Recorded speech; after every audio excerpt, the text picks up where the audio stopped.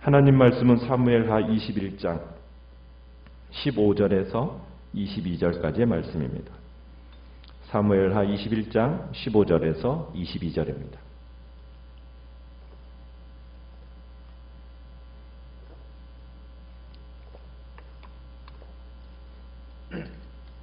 사무엘하 21장 15절입니다. 블레셋 사람이 다시 이스라엘을 치거늘 다윗이 그의 부하들과 함께 내려가서 블레셋 사람과 싸우더니 다윗이 피곤하매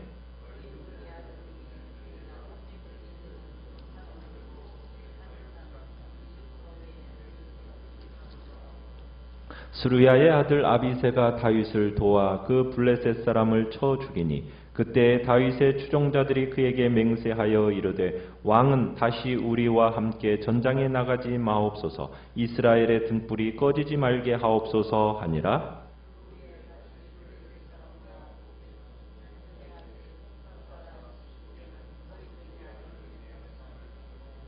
또 다시 블레셋 사람과 곱에서 전쟁할 때에 베들레헴 사람 야레오르김의 아들 엘하나는 가드 골리앗의 아우 라흐미를 죽였는데 그 자의 창자루는 배틀채 같았더라.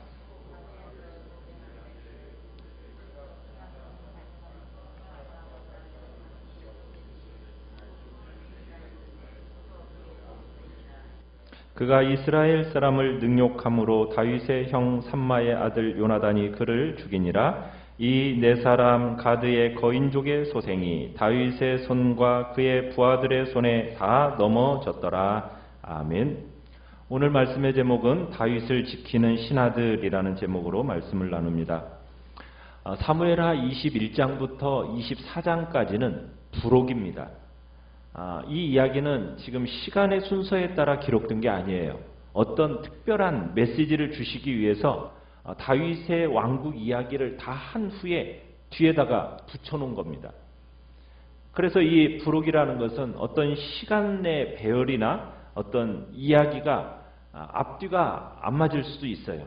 그래서 학자들은 이 내용이 시간상으로는 사무엘하 8장에서 9장 사이쯤 들어가면은 좋을 것으로 이렇게 보고 있습니다. 우리가 그제 봤던 사울이 기브온 족속과의 그 언약을 어김으로 말미암아 이스라엘에게 기근이라는 재난이 초래된 사실을 보았습니다. 그렇지만 이제 오늘 말씀은 블레셋 거인들을 죽인 다윗의 용사들을 열거하고 있어요. 여호와께 충성을 다하는 다윗에게 충성을 다하는 부하들이 있었던 겁니다. 다윗의 이 용사들은 그들의 왕에게 충성을 다해서 이스라엘의 등불인 왕의 생명이 유지되도록 해준 겁니다. 그것은 어떻게 보면 하나님께서 이스라엘의 번영을 도모한 것이라고 볼 수가 있습니다. 다윗의 용사들은 그 당시 최고의 이방 전쟁의 영웅들을 격파하는 장면을 강조하고 있습니다. 그런데 이건 다윗 왕국을 건설함에 있어서 다윗 개인의 영웅담이 아니라는 거예요. 다윗과 그의 동역자들이 함께 일군 공동체 사역이었음을 우리에게 증언해주고 있습니다. 자, 15절에 보시면은 이제 블레셋이 다시 이스라엘에게 이제 다윗에게 전쟁으로 도전해 왔습니다. 블레셋 사람이 다시 이스라엘을 공격해 오니까 다윗이 이제 그의 부하들과 함께 내려가서 블레셋 사람과 교전을 하게 됐는데 이때 다윗이 피로해지기 시작합니다. 이 전쟁에서 다윗이 피곤했다라는 표현을 언급하고 있어요. 어떻게 보면 이제 다윗의 나이가 들었다라는 표현인 것도 같아요. 이때 블레셋의 한 장수가 다윗을 죽이려고 했습니다. 자, 그런데 이 장수에 대해서 지금 이제 표현을 해놨는데 어떻게 표현을 해놨습니까? 거인족의 후손입니다. 가나안 민족에 속한 자인데 거인족의 후손이에요. 그런데 이 장수의 탁월함을 어떻게 표현했냐면 그가 들고 있는 창, 무게가 노창에 대해서 얼마라고 얘기해 놓고 있습니까? 300세겔. 300세겔이라고 하면은 35kg 정도가 되는 겁니다. 그러니까 35kg짜리 이 노창을 들고 싸우는 사람이에요. 그러면서 이 장수의 목표가 다윗이었습니다. 이 거인족의 아들 중에서 이 무게가 300세겔이나 되는 이 노창을 들고 세 칼을 찬 이 이스비브노비라는 사람이 다윗을 죽이려고 육박하고 있는 겁니다. 자, 그때 누가 나타났습니까?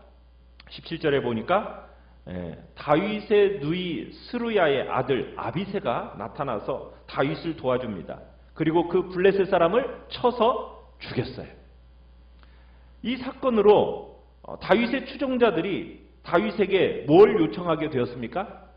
출정을 자제해달라고는 강청하는 계기가 되었습니다. 왕은 다시 우리와 함께 전장에 나가지 말아달라고, 이스라엘의 등불이 꺼지지 말게 해달라고. 왕은 이 나라의 등불이라는 겁니다. 이렇게 야전에 자주 참여했다가 목숨을 잃을 수도 있다라는 거죠. 다윗이 피곤해서 이 블레셋 사람 이 거인 이 이스비브노비에게 거의 죽임을 당할 뻔했기 때문에 지금 이런 강청이 있었다라는 것을 우리가 짐작할 수 있겠죠. 다윗의 죽음은 어떻게 보면 언약 공동체의 생명이 사멸되는 것과 같다라는 겁니다. 여호와께서 유지하시는 이 다윗의 왕조를 상징하는 등불, 이 등불에 대한 은유로 지금 다윗을 사용하고 있습니다. 지금 다윗이 어떻게 보면 왕의 임무라는 것은 직접 그 백성을 위해서 전쟁터에 나가서 싸우는 것이기도 하지만 이 왕의 생명은 또 다른 누구의 생명보다도 더 중요하다라는 거죠. 그래서 이 다윗은 싸움터에서도 그에게 충성을 다하는 그자들과 함께 이제 나이가 드는 바람에 적군에게 생명의 위협을 느끼는 그런 상황 속에서 이제 그를 따르는 자들이 생명을 아끼지 않고 지금 다윗을 구해줄 뿐만 아니라 이 다윗의 생명에 대해서 이스라엘의 등불과 다름없는 존재라고 여기면서 그를 아주 소중하게 여기는 것을 보게 됩니다. 또 우리가 생각해 볼 것은 다윗과 그의 자손들을 향해서 하나님께서 언약을 세우면서 뭐라고 말씀하셨느냐면 등불을 주시겠다라고 약속을 하셨었어요. 비록 그의 자손이 온전치 못할지라도 하나님께서 그의 등불을 꺼지지 않게 해주겠다라는 그런 약속을 해주시면서 지금 이 전쟁을 마무리하는 이 끝에 지금 이 부분을 부록으로 놓은 이유는 뭐냐? 언약에 신실하신 하나님이다라는 것을 다시 한번 보여주기 위해서입니다. 그러니까 21장에서는 하나님과 하나님 자녀 사이에 이루어진 언약, 이 언약에 하나님이 얼마나 성실하신지 그리고 그 언약을 얼마나 집요하게 지켜가시는지를 우리로 하여금 잘 드러내고 있는 장면인 겁니다. 18절에 가보시면은 또다시 블레셋 사람과 곱에서 전쟁을 할 때 후사 사람 10부개가 거인족 아들 중에 삽을 쳐 죽입니다. 자, 19절에서는 블레셋 사람과 곱에서 또 다른 전쟁을 치를 때 있었던 영웅담인데요. 베들레헴 사람 야레오르김의 아들 엘하난이 가드 골리앗의 아우 라으미를 죽였는데 이자의 창자루가 뭐와 같았다고요? 배틀채와 같았다고 얘기하고 있습니다. 그러니까 베들레헴 사람 이 엘하난이 창자루가 배틀채와 같은 이 창을 가지고 교전에 나온 골리앗의 아우 라으미를 쳐주겠다라는 거죠. 그리고 마지막으로 20절에서는 가드에서 블레셋과의 싸움에서 이스라엘을 능욕하던 손가락과 발가락이 하나씩 더 있는 거인, 이 거인을 누가 쳐주겠습니까? 다윗의 조카인 요나단이 쳐주겠습니다. 블레셋의 용장들은요, 거인족들의 후손입니다. 그러니까 골리앗과 방불한 거의 키가 3m 이상 되고 엄청난 힘과 괴력을 가진 그런 사람들입니다. 외면적으로 보면 탁월한 힘을 가지고 있기 때문에 위압감을 주는 인물들이란 얘기입니다. 그런데 이들이 모두 전쟁터에서 어떻게 됐다고요? 다윗의 용사들에 의해서 다 죽임을 당한 겁니다. 다윗은 연로하고 어떻게 보면은 그의 군사들은 이 블레셋 거인의 장군들과 비교하면은 전혀 게임도 안 돼요. 그런데도 불구하고 다윗의 군사들이 이들을 죽일 수 있었어요. 그 이유가 뭐겠습니까? 이스라엘이 치르는 이 전쟁에서 이길 수 있었던 힘이 사람의 힘이었겠습니까? 아니라는 거죠. 여호와께서 기름 부음 그 왕을 위해서 하나님이 싸워주셨기 때문에 지금 이 이김이 가능했다는 얘기입니다. 그러니까 다윗이 젊었을 때도 그랬거니와 나이가 들었음에도 불구하고 하나님께서는 다윗과 그 맺은 언약, 그 언약에 신실하시다라는 것을 보여주시기 위해서 지금 이 장면을 여기에 기록해 놓고 있는 겁니다. 다윗 왕조를 유지함에 있어서 다윗의 용사들의 역할이 컸어요. 그러나 전쟁에서 허리에 띠를 띠게 하시고 전쟁을 가르쳐 주시는 분이 누구이십니까? 여호와 하나님이십니다. 다윗의 용사들이 자신들보다도 더 탁월한, 더 힘이 센 그 블레셋 거인 용사들을 죽일 수 있었던 것은 다윗 용사들의 탁월함 때문이 아니었다는 거예요. 궁극적으로 누가 개입하셨기 때문에? 여호와 하나님께서 다윗을 위하여 개입하셨기 때문에 이 일이 가능했다는 얘기입니다. 하나님께서 다윗에게 인애를 베푸셨기 때문이라는 거예요. 하나님께서 다윗을 위해서 싸우셨기 때문에 이 일이 가능했다라는 것. 하나님의 인도하심과 하나님의 보호하심이 이렇게 구체적인 사람들을 통해서 찾아온다는 사실을 우리는 명심해야 합니다. 아무리 세상이 우리를 향해서 거대하게 덤벼들어도 하나님의 백성들을 섬멸하고 진멸하려고 끊어내려고 할지라도 하나님이 언약으로 구속하신 하나님의 왕국, 하나님의 백성을 섬멸시킬 자가 있습니까? 없습니까? 절대로 없습니다. 어느 누구도 하나님의 언약 아래에 있는 주의 백성들을 괴멸시킬 자는 아무도 없습니다. 이것을 지금 사무엘하 21장은 천명하고 있는 거예요. 뭐 때문에 그렇다고요? 하나님의 언약 때문입니다. 하나님의 언약 때문에.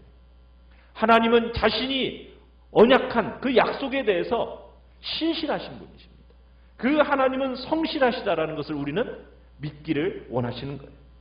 그 약속 때문에 하나님은 우리를 위하여 자신의 아들을 구속의 제물까지 내어주셨거든요.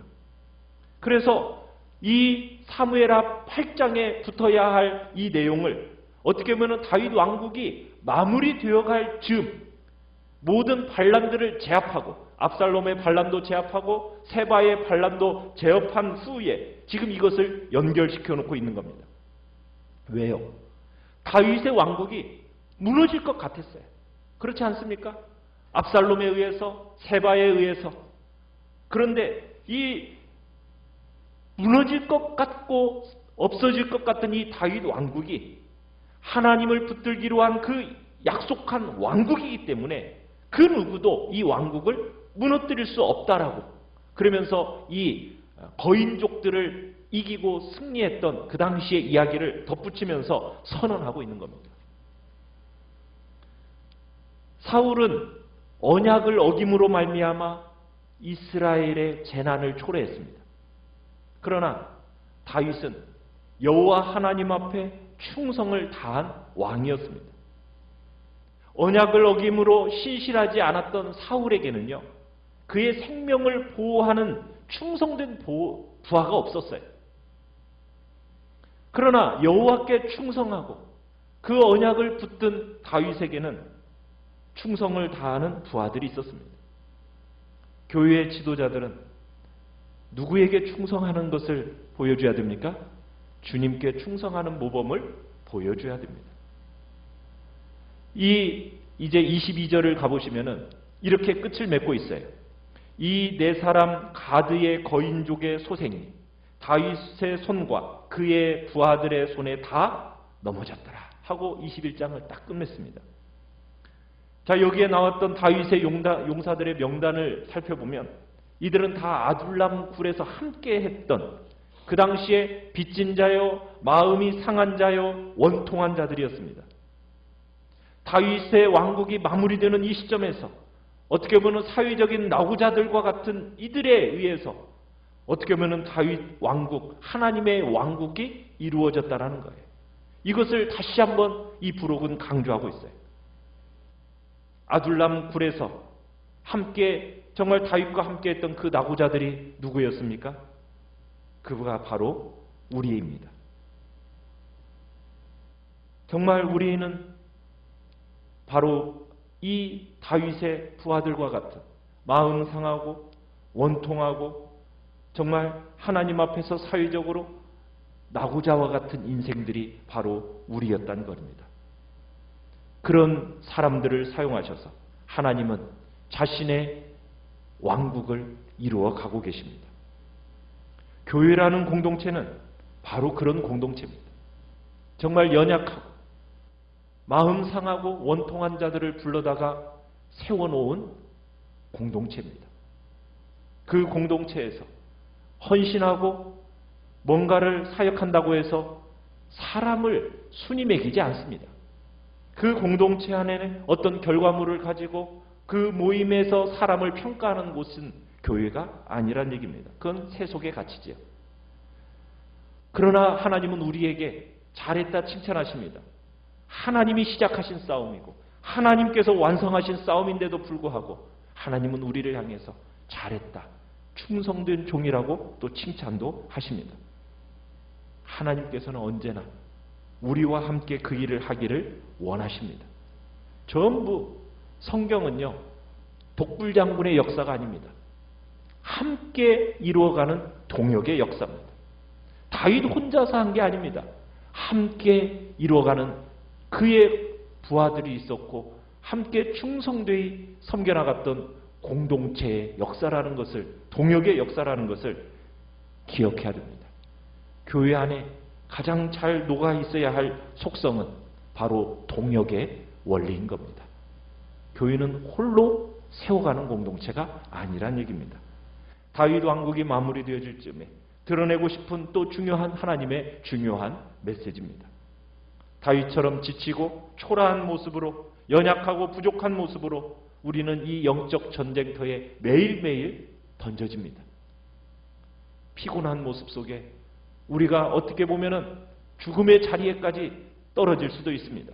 그러나 언약에 신실하신 그 하나님께서 그 언약을 이루시기 위해서 하나님께서는 우리를 보호하시고 돌보시고 지키시며 사람들을 통해서 우리를 다시 한번 일으켜 세워주시고 그리고 우리와 함께 사역하시면서 반드시 우리에게 승리를 안겨다 주신다라는 것이 바로 오늘 우리에게 주고 있는 메시지인 것입니다.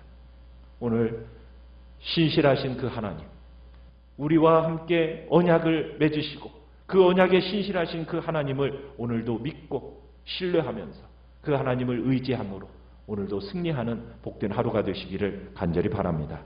간절히 바랍니다.